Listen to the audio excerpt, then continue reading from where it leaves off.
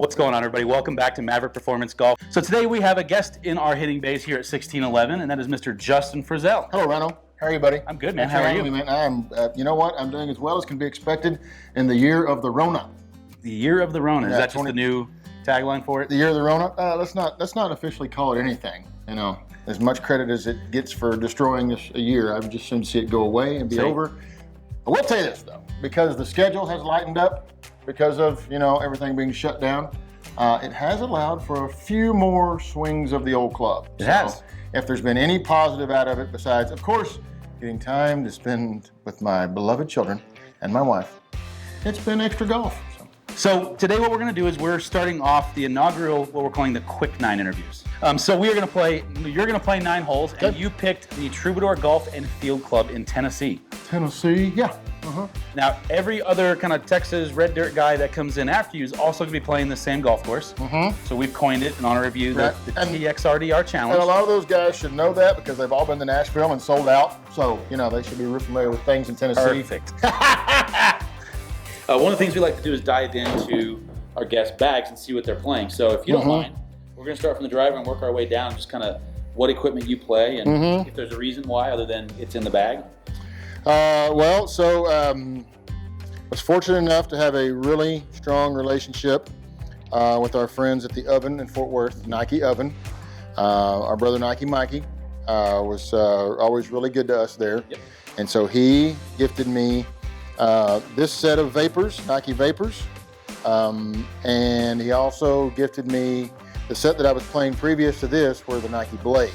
Right. Now, you would probably say don't ever hit those again because you're not prepared for them. Well, in all fairness, these are pretty close to Blades, man. Well, they're not far, honestly. I mean, I was at the house the other day, and now the Blades are in my office at the house. Gotcha. And I just picked one up, just like, and you can tell it's quite a bit thinner. Yeah. So that it's understandable why you're like, man, you got to be careful hitting those things. Right? But I mean, I've loved the Blades. I've loved these Vapors, this Vapor driver, and then this club right here. Matter of fact, I was told by Nike Mikey that this was the last club manufactured out of the oven in Fort Worth. Really? Yeah. Now I don't know if that means in a whole set of clubs. They made a whole set of these, or if this is like the actual last one. Because the caveat on that is when he gave it to me, because this is the last one ever come out of the oven. You can hit it, or you can hang it on the wall. Right. So when somebody says that, you're like, well, maybe it's it's a collector's item. But I'm like, no, man, they're made to hit. All right, let's play. Yeah, let's play. All right. With his beer in his hand, starting on number 1 at the Troubadour Golf and Field Club, playing in the TXRDR Challenge, Mr. Justin Frazell.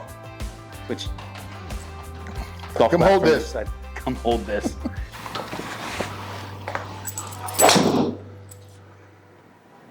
I'm pretty dang good. No. It's dead straight. Didn't move. Bounce over. Get out of there.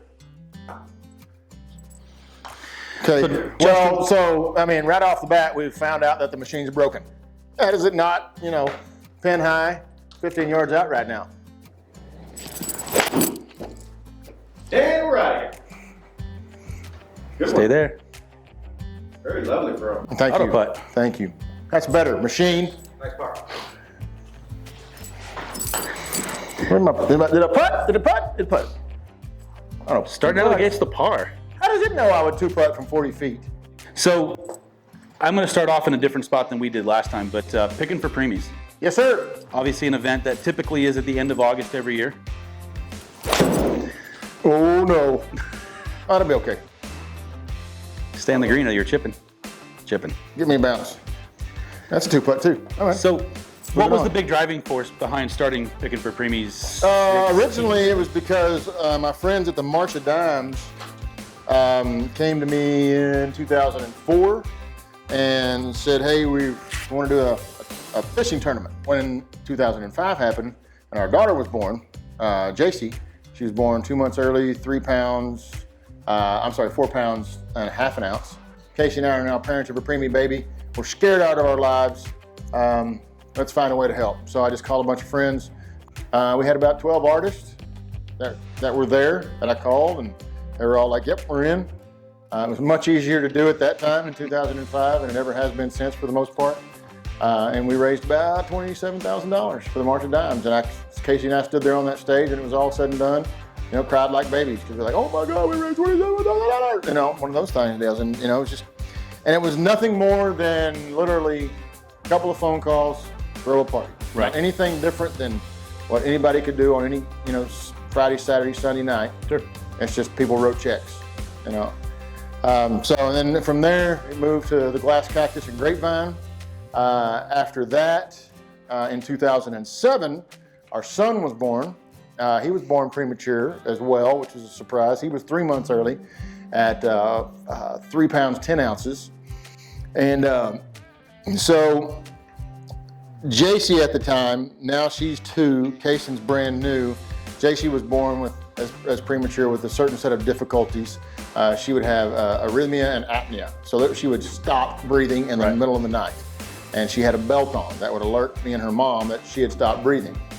And we'd have to run in there and like, hey, baby girl, everything cool? And she was just kind of like, oh yeah, I'm supposed to breathe. So there was that. She had a little bit of reflux, and then she had something that happened on the back of her head that we had to have corrected because it could have been cancerous. Turns out it wasn't, and she just got a scar there now. And then our son, born so early, he was born with microcephaly, which means small head. Fortunately, for him, it's just the mental side of it. If you were to look at him against an average, which he's now 13, you could probably tell he has a smaller head, but not, I mean, it's very minor. I mean, most of the growth inhibitors he had early on have all disappeared now. Through all that, JC's debilitations, Kaysen's debilitations, and Kaysen had one more thing, a major reflux. He had to have what's called a fundoplication, which was done at Cook Children's Medical Center. All of JC's work to get her, you know, her lungs to operate, her heart to operate, you know, and then the surgery on the back of her head was all done either at Cook or through Cook for both of them. Sorry, I need to hit. I'm talking too much because the machine, we should be on 4 by now, but your machine's a liar. That's in the hole, by the way. Go ahead and roll it out to the other side there. Yeah, sure, keep going. Yeah, because friction is not a real thing. So now we're all healthy for the most part. At least we've kind of conquered that hurdle. And now it's time for Picking for Preemies year 3, 2007. We decided that we're moving it to Billy Bob's because Billy Bob's was in agreement with that, bless their heart. We're going to move all the funds directly to the Cook Children's Neonatal Intensive Care Unit. The biggest reason why, they saved our kids' lives. The second reason is Fort Worth, hometown, so Cook Children's Neonatal Intensive Care Unit, their NICU, where preemies are, you know, nursed to health by a fantastic, angelic staff. It just made sense. So 2007, we moved it to Billy Bob's, 100% of the proceeds, 100% of the proceeds, because we either have somebody overwrite our overhead or because we've got great partners. You know, the overhead is, you know, is minimal. So 100% of the proceeds always goes back to Cook Children's Neonatal Intensive Care Unit. And year 1 was $27,000, and last year, 2019, we finally raised over $500,000 in 8 hours time. And when I say we, I don't mean Billy Bob's, Justin and Casey Frazell, and a board, which you're a part of, thank you, of 15 people. I mean, sure, it takes a village to make that happen. And you know, as I've always said, you know, we can do our part in planning, you know, and we can make it all fancy and pretty, and you know, and set the table and open the doors. But if nobody shows up, nobody hears the message, nobody gets the message, it's all for naught. I think I'm a little deep there. Okay.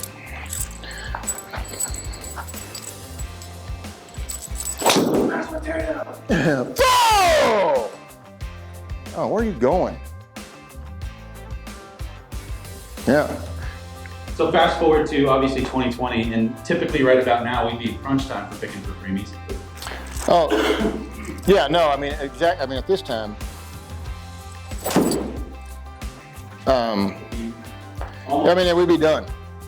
We'd be getting ready to have a walkthrough at Billy Bob's, and that'd be it. We're not actually having the event at Billy Bob's this year, but we are still putting together digital version, kind of? Yes, no, I mean, so we're obviously like most things, we're doing something virtually, which is we're doing something online. Right now, online, I say right now online as of record date here, sure. Shirts and masks. Right. The Picking for Preemies, 16th annual Picking for Preemies shirts are up for sale. They were already ordered, they were already boxed, they were already ready to go. What are we gonna do with them? Well, we gotta sell them. So you can buy a shirt or you can buy a mask, because mask is obviously the thing here in 2020 now. Or you can just make a general donation. Right. Now we are gonna have an online auction, probably sometime early August, which will last for approximately about 2 weeks. And this should come out before that, so. Yeah, so it's probably active now. And it'll put links to all this if you go to, is it pickingforpreemies.org? Or com, either one, yeah. Or worst case scenario, check out the Texas Red Road Radio Show Facebook page for Justin's social. Yeah, I mean, it's anything that's got my name on it, social networking, it's tied to there somehow. Right. Our buddy Wade Bowen donated one of his backyard barbecues, which is really cool. He shows up at your house in his bus, pulling his smoker. They show up early enough to fire up the smoker, cook all day. Wade hangs out with your private party, right. And then plays the concert that night, and they get back on the bus and they leave just like they would any other time. So details about that package are online. So that's all up and running right now. And then, oh gosh, I've not told anybody this yet, but by the time you're seeing this, it might already be news. So our friends Courtney Patton and Jason Eady, for the past, since late March, early April, they've been doing their Monday night thing called Sequestered Songwriters. Right. Well, Courtney and Jason have been a part of the Picking for Preemies family from the artist side for as long as I've known them, right. At least 10 years. So they called and said, man, we hate that Picking's canceled, what can we do? And so they were like, well, guess what? We want to take our Sequestered Songwriter night and we're gonna put a link to Picking for Preemies donations on that night. So it'll be another Sequestered Songwriters. They're all gonna do their original music, and all the money raised that night will go to Picking for Preemies. So we're gonna get to have a digital concert, and Jason and Courtney are gonna chair that, so to speak. So I was really, I told Jason, I was like, man, that tears me up. My heart exploded when he said they wanted to do that, of course.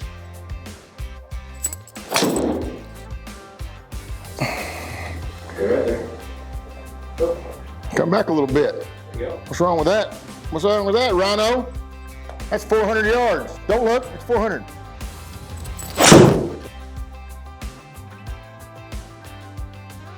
Stay there. You hit it too hard. Yeah, you hit it way too hard. Hit 232. I've never hit that club 232. Yeah. Good God. Oh, that coaching. Right.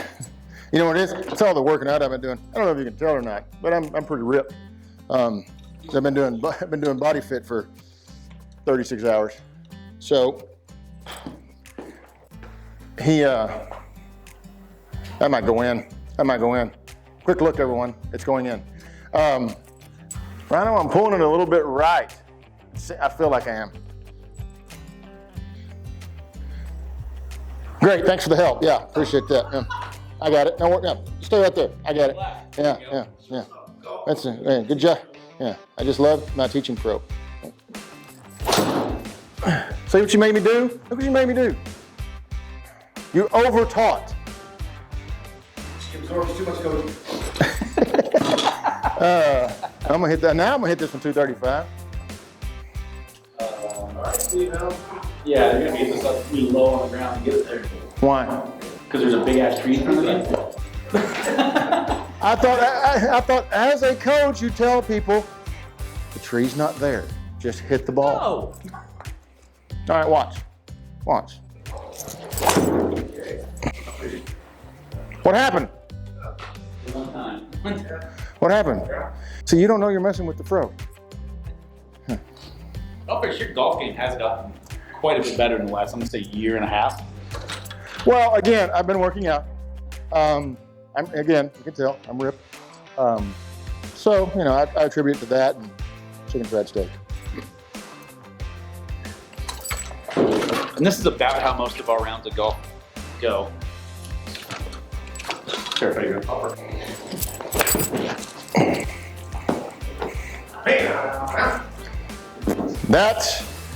That'll play. Get legs. Thank you. What am I hitting? 181? Yeah. All right, this is going in.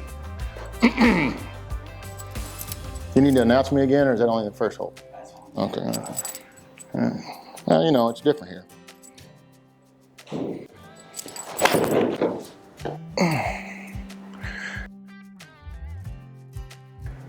Imagine if I was golf playing. Went in. Told you.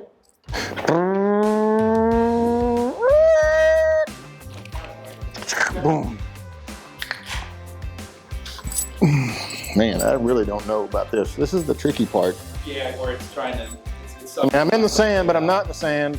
Well, you gotta get it up pretty quick too, because that lip does. You have to imagine that lip being right in front of your. That should do it. It's a whole out. I don't know about this. Listen. Hell of a listener when it comes to coaching. Just get it up fast enough, retain it, and execute it. Yeah, that was all you. That was all you. So, what's your favorite golf course that you've ever played? So at this point, I am probably supposed to tell you Pebble Beach or Spanish Bay. Any of the golf courses at Pebble you play, which is all Yes. Those are great. I love them. It's everything that everybody says about them. They are 100% spot on. You know, you spend a lot of time doing this. Wow, that's awesome. When then somebody goes, it's your turn to hit, jackwagon. So all of that to say, in 2015, went up with our buddy Pat Green to his Texas National in Colorado Springs, Colorado, and played both Broadmoor courses. And that place is gorgeous, and the golf courses are phenomenal. And you're in Colorado on a mountain, so your ball flies. So you look really good, you know. So I mean, it was a great time. And part of that was I got to take my family with me, so it was kind of like a mini vacation. And I played golf. They got in the pool. We raised a lot of money for Pat and Corey's foundation. So that was really fun. Was there something about a golf course specifically that stood out that you prefer, or is it just kind of the circumstances? Man, it was the circumstances, and get out of the trap. I am too strong. I'm sorry, Ryan. I'm too strong for your game.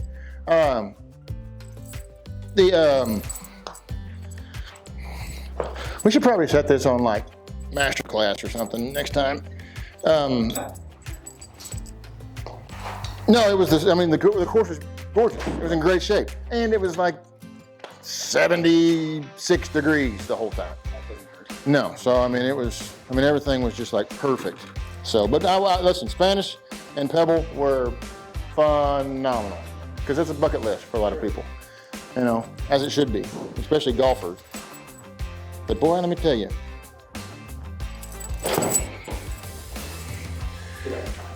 bring your wallet with you. Yeah, it ain't cheap. So can I tell a Pebble it ain't cheap story without getting in trouble? So we're playing Pebble Beach on the second day of a 2-day tournament. You're talking about the traditional Pebble Beach golf links. Pebble Beach golf links, the one you see on TV. Right. And they give us, everybody gets a caddy. And so I'm standing out in the middle of the fairway on 15. Okay. And the caddy, and I start telling the caddy, I'm like, man, I'm starving. I was like, I just want a big old cheeseburger. I could use a Whataburger right now. Caddy's from California. He's like, well, would you like for me to call the clubhouse, Mr. Brazil? I was like, no, I can wait. I've done this before. Just give me another beer. And he's like, and what's Whataburger? So I spent the next 2 holes telling him about what Whataburger was and how great it is, and that how everybody should have a number 2, you know, bacon and cheese, no onions, mustard and ketchup, side order onion rings, and a large Dr. Pepper in their life. Now, chase with a Dr. Pepper shake. As you can tell from I've been working out, I can do that and still look this fantastic. So anyway, now he's a Whataburger fan. I get to the clubhouse, go back to the hotel, and I grab the room service menu. And at this point, I'm starving. I'm not even looking at numbers. I'm looking at words. I call, bling! Yes, Mr. Frazell, what can we get you? I need a bacon cheeseburger with mustard and ketchup, no onions. I need a large order of onion rings. I need 2 Dr. Peppers. And go ahead and give me that cookie platter and 2 large glasses of milk. Yes, sir, Mr. Frazell. I'll be there in about 15 minutes. Great. Click. Probably going to be asleep. Cookie platter. 5 hours afterwards. Cookie platter had 8 cookies on it. Okay?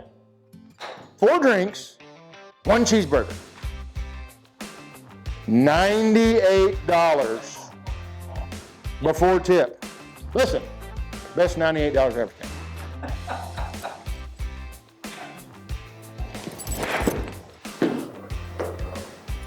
Oh, that didn't get there. What was I doing? Thinking about that damn cheeseburger.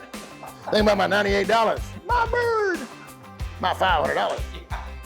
That was a good cookie platter, though. I mean, that was like homemade, fresh. Imitation chocolate. Sick. Oh, you're chipping. Just off. Oh, man. Do you want to? I would putt that if I were you. Well, now he's coaching. Look who decided to show up. 8 yards to that hole. And just aim at the cup on the ground, but it's, yeah. 8 yards.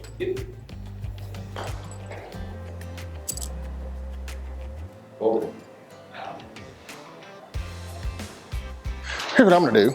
I'm gonna land it a little bit short, and then it's gonna roll on. Close enough for a 1 putt. Little birdie. Okay.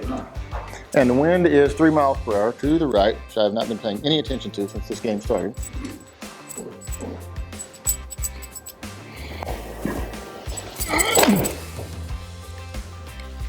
Why is that lane short and runs up? Well, yeah, exactly, because I hit the fake grass before I hit the ball. Is there a golf course that you haven't gotten to play that you really want to? Oh yeah, all of them. All of them. I mean, I don't know. I really don't know. I mean, the group of guys that I play with, you being in that group and that gentleman right over there being in that group, we've had the opportunity to play a lot of cool places. And so as far as like checking off the bucket list in DFW, we've pretty much done all that, I think. I haven't played Dallas National, so I mean, it just seems like I know saying that there would be easy access to it is not the right phrasing, because it's just, you know, it's not easy to get on. But the access to it, just because we live in the area. No, I mean, I think there's places that we all know about. You know, that's why I'm like, because I mean, golf is your life, so you know about some hidden gems, but places we know about, again, Dallas National around here. I'd love to play the new PGA courses once they're done up in Frisco. We talked the other day about playing the Old American. We played Colonial plenty of times, Mira Vista plenty of times, Shady Oaks plenty of time, which is Ben Hogan's second course after Colonial got too crowded. Where he actually was a member for most of his life. Right. You are on your last hole already. This is it, huh? 9. All right. 7 over. Taste that cheeseburger already.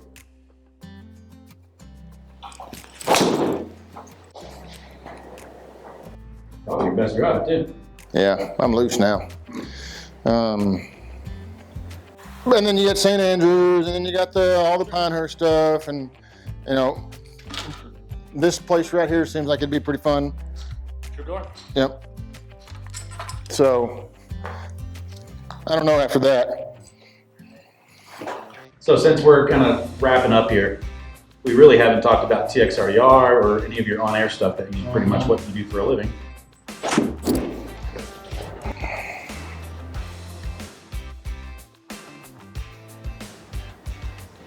Yeah, that's right. So I know you have the new format. We mentioned it just kind of very briefly earlier. TXRDR, which is the Texas Red Dirt Road Radio Show. Correct. Which is your own. Yes. So I hosted the Front Porch Show at 99.5 The Wolf here in Dallas from 2000 until 2008. When my contract ran out in 2008, so did my rear end right out the door. With that, I retained the rights to the Front Porch Show because the radio station said they no longer wanted it.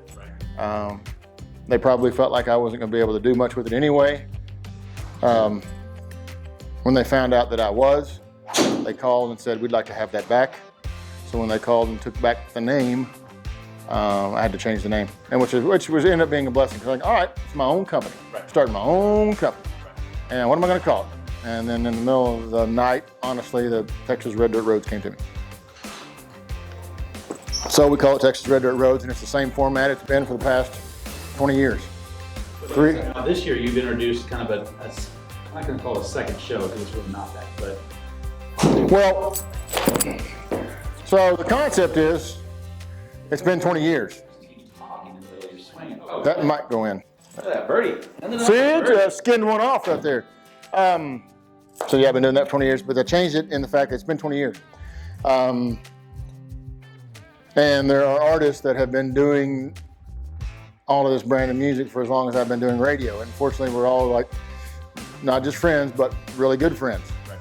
So now I'm bringing them back, and we're sitting down for 90 minutes, and we're talking about them as a person, you know, what their child life, what their, you know, growing up was like, what, you know, when they got into school, what kind of kid were they, what kind of person were they growing up, and then obviously what led them to music, sure. And then just the earliest memories they have of, you know, kind of getting off the ground, you know, and then everything that has led them to where they are today.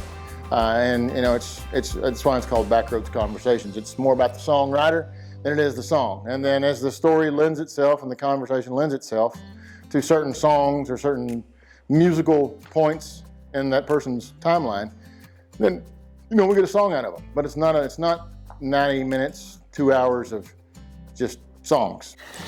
All right, well, that's going to do it. So, Justin, you ended up shooting, what did we say, 6 over? Well, I mean, we've already told people one time.